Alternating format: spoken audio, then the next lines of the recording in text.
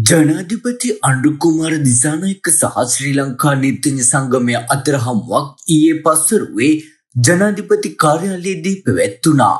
ඒ අනුව පැයකට ආසන්න කාලයක් සාර්ථකව පැවති මෙම සාකච්ඡාවේදී විනිසුරුවරුන් විශ්‍රාම ගැන්වීමේ වයස් සීමාව දීර්ඝ කිරීම සම්බන්ධයෙන් වූ 22 වන ව්‍යවස්ථා සංශෝධනය කෙරෙහි අවධානය යොමු කරනු අතර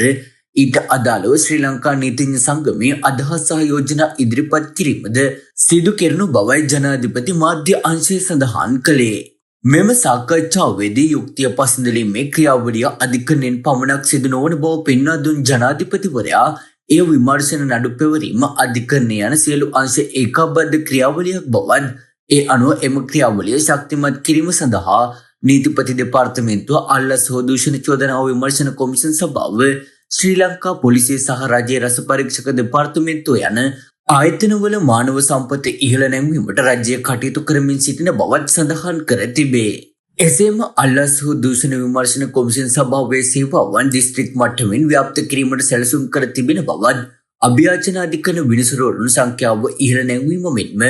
ජනතාවට පහසු වන පරිදි අභියාචන අධිකරණ කටයුතු පළාත්බද්ධව ක්‍රියාත්මක කිරීම සඳහා යටිතල පහසුකම් සැලසීමට පියවර ගන්නා බවත් ජනාධිපතිවරයා සඳහන් කර තිබේ. විනිසුරුවරුන් විශ්‍රාම ගැන්වීමේ වයස් සීමාව දීර්ඝ කිරීම සම්බන්ධයෙන් වූ තීරණය පුද්ගලයෙකු හෝ කණ්ඩායමක් අරඹය අනුව රටේ පොදු යහපත වෙනුවෙන් ගන්නා ලද තීරණයක් බවද ජනාධිපතිවරයා අවධාරණය කළ අතර මෙම සංශෝධනයේ සමස්ත පද්ධතියම ගැටලු විසඳීමේ පුළුල් ප්‍රතිසංස්කරණයන්හි එක් පුරුකක් පමණක් බවත් එය තමාගේ පුද්ගලික මතය හෝ රජයේ තනි මතයක් නොවන බවත් ජනාධිපතිවරයා මෙහිදී වැඩිදුරටත් පෙන්වා දෙන ලදී.